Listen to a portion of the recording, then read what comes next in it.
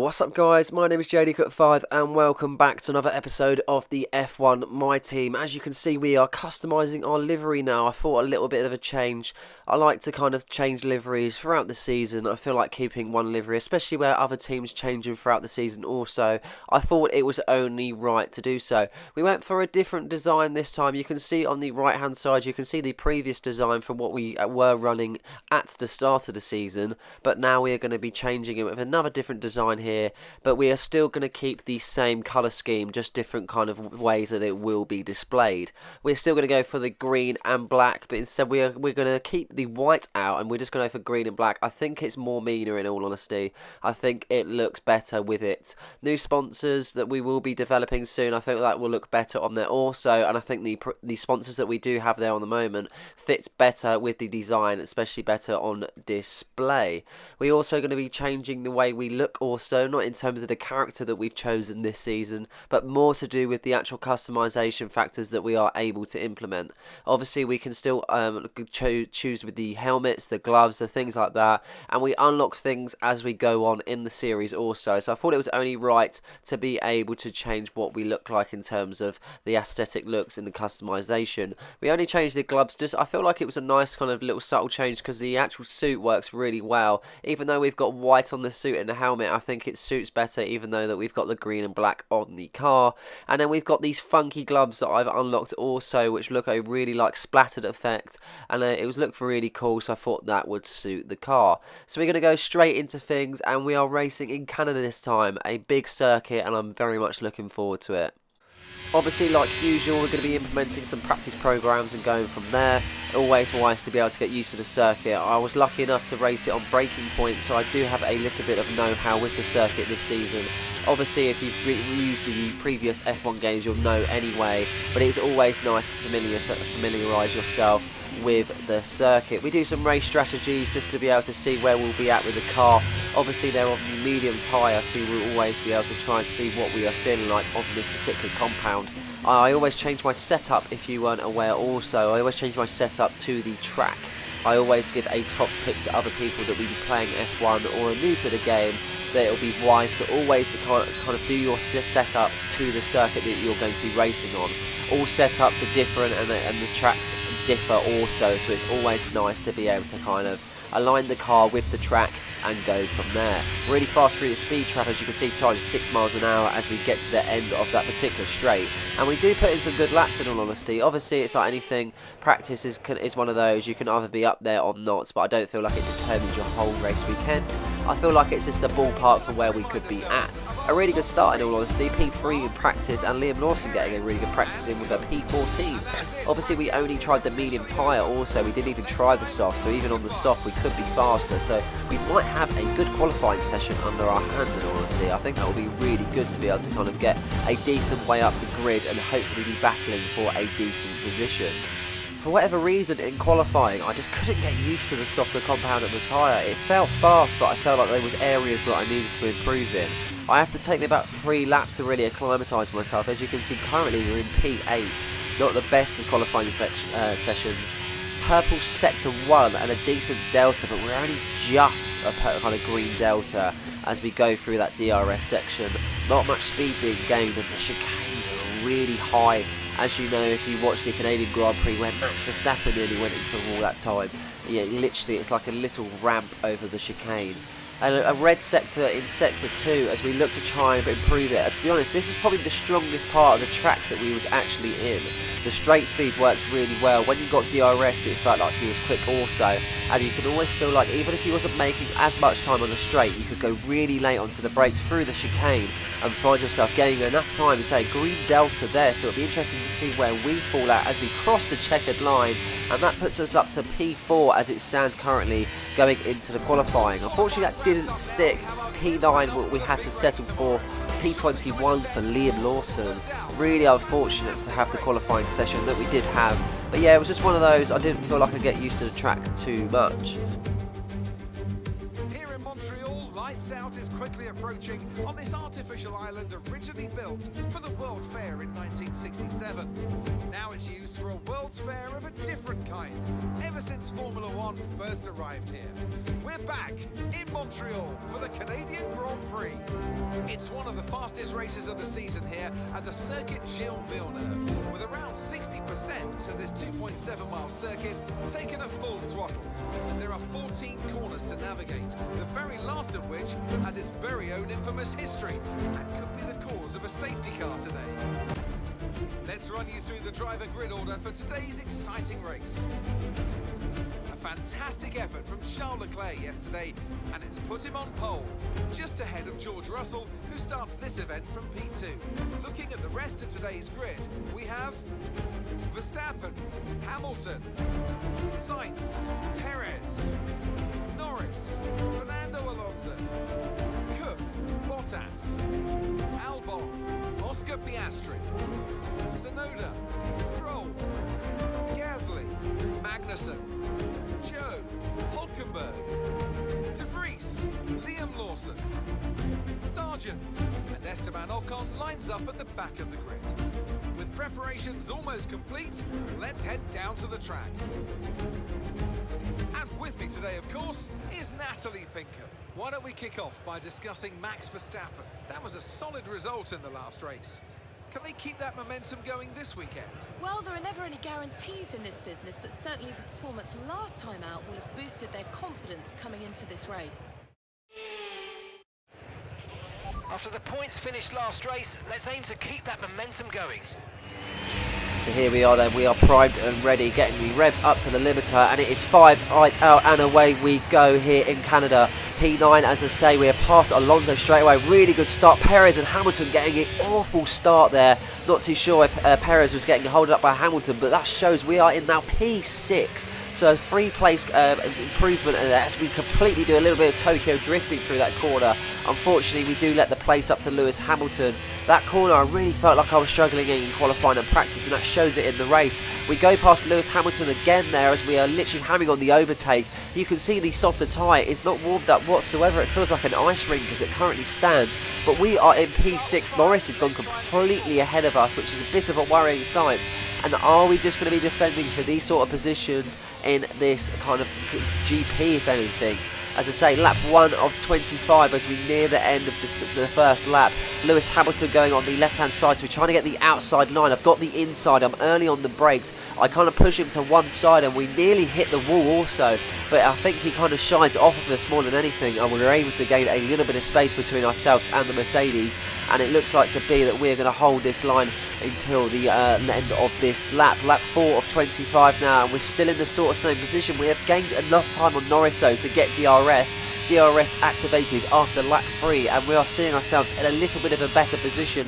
Obviously the start we made wasn't the best. We collide with Norris there and we nearly exceed track limits going over that corner. You can see how much we're pushing this car to be able to be where we want to be in this Grand Prix. Checking on the vehicle condition as we make a nice manoeuvre on Lando Norris. Brilliant overtake side by side with the young Brit.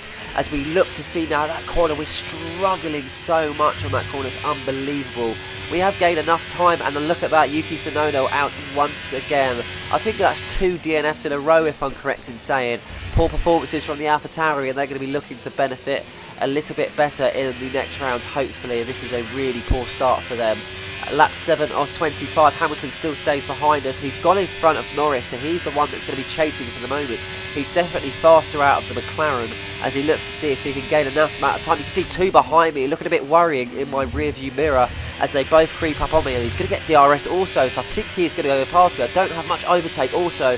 He looks to see if he's on the left hand side. He's gone straight in front of me. I can't even go late onto the brakes as he covers the area really well, and Lewis Hamilton is through, so into P5 he goes. We're into P6, lap 8 of 25, 400 of a second, 500 left now between myself and Lando Norris. The McLaren I'm not too worried about, but it's definitely going to be the battle between myself and the Mercedes. We're boxing this lap, we're making sure the pit crew are ready, and we want to be able to kind of have it so we are ready for this medium tyre as we slowly go into the pit lane, putting the pit limiter on. We're going to be wanting a fast pit stop, so we are right behind Lewis Hamilton. We do not want a slow pit stop whatsoever as we look to turn in, hoping for that optimal pit. We've been really good with pit stops this year, and again that counts for another optimal pit stop as the tyres are changed quickly in 2.4 seconds. A little bit of a hold up as we wait for Lewis Hamilton to go past, and we are tucked him right behind him. So it's definitely going to be the battle as we look to see if we can wear these mediums in quick enough to be able to get up to pace and not allow ourselves any gap between myself and Lewis Hamilton. We're going to get DRS on this straight, 500 per second.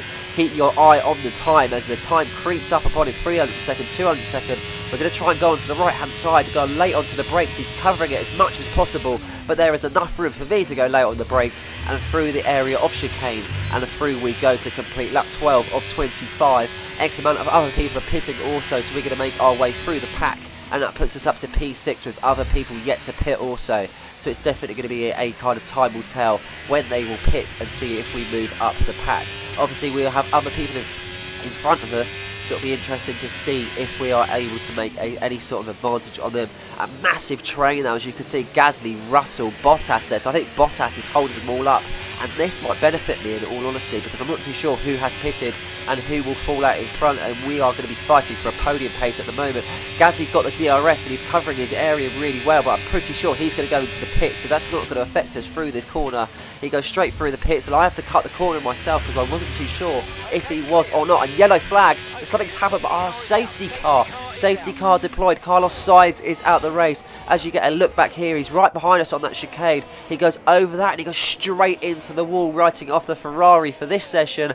And this is the first safety car that we have had all season. It's taken us about 9 rounds, but we have got a safety car and big changes to be made as we look to catch the safety car queue, as now we're going to be bunching ourselves up and we're going to get them straight in front of Leclerc. As you can see the safety car racing out there. We are passing the safety car and we're going to have to do one fast lap to be able to catch up in between going behind the safety car and then kind of reach the delta where we stick behind. So we're behind Leclerc, we've got Russell just in front and Verstappen leading the pack.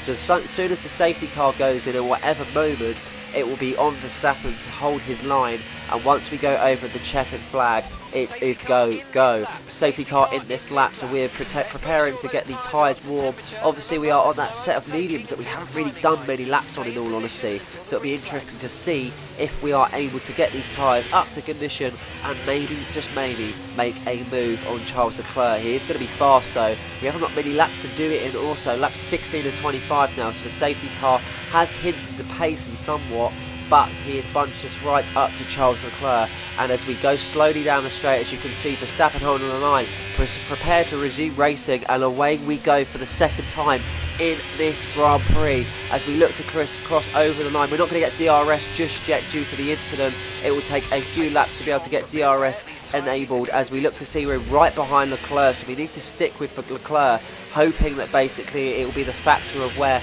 once we do have DRS enabled, we might be able to gain some sort of time on Charles Leclerc and see where we end up in this race.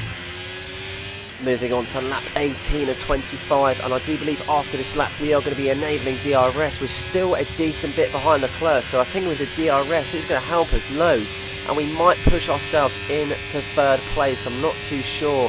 It is going to be a tricky one to see if we can hold out in this Grand Prix as we look to see now as we go over the checkered line. Not the best of laps in terms of times, but DRS is enabled and we are now going to be fighting for our life as we look to see if we can get into this position where we will be getting a podium. Leclerc is fast though. I mean, the gap between himself and Russell, I'm pretty sure he's going to be at DRS also, so I think it's going to be a bit of a train of us and where we can be faster in these sort of positions. He is gaining a little bit of time on me now, and I look a bit slower in all honesty. Lap 24 and 25, and I'm just not being able to cut it, and Liam Lawson's out of the session. The first one for JD Cook 5 Motorsport. Unbelievable really. He completely loses it on that corner, and yeah, that's completely written off.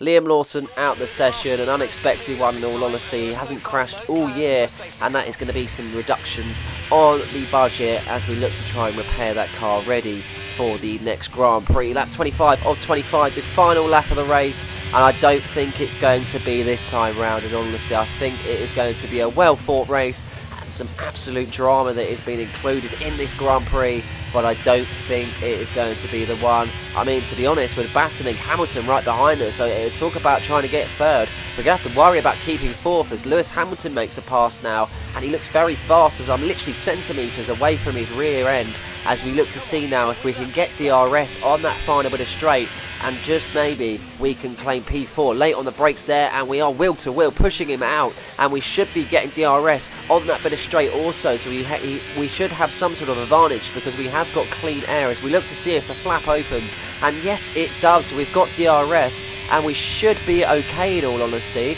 and that looks to be that we are going to be claiming P4. With that being said, that might be our position, but Max Verstappen once again is going to cross over the line as the winner, and the world champion looks to be able to get another title under his belt. It seems he's dominating things. Lewis Hamilton giving us a bit of a fight in the end, but we go over the line in P4, a brilliant Grand Prix. Such consistency that we are bringing at the moment, another P4, and we are so close to that podium spot. It is unbelievable. Driver of the day goes to Lance Stroll. To be honest, I'm not too sure where he even finished. I don't know if he qualified really badly, and that is why he's up there, but I thought we had a really good race. But once again, Red Bull are superior. They have got an unbelievable driver and an unbelievable engine at their hands. I'm not too sure, so it would be Max Verstappen, who else is that, Leclerc? Yeah, so Leclerc and George Russell, I'm pretty sure. That'll be finishing in the top 3. So here's the final results here. So I finish in P4, Hamilton 5th, Norris 6th, Alonso 7th, Perez 8th, Lance Stroll 9th, so yeah, he did start in 14th, fair enough, and Alexander Albon getting the final point in the Williams machine. As I say, really good performance from us, not far off at all in all honesty. It was only till the very end where Charles Leclerc started making a gap between himself and I, but bearing in mind he got fastest lap also, so in all fairness, we've kept up with that big time. Liam Lawson coming in last place with obviously Carlos Sainz and Yuki Tsunoda not DNFing. I'm not too sure why I didn't list Liam Lawson as DNFing because obviously, as you saw, his wheel was completely off the car. So I hope you guys enjoyed the episode. Please like and subscribe for more content just like this one. And don't forget to hit the notification button so you never miss a video. Cheers.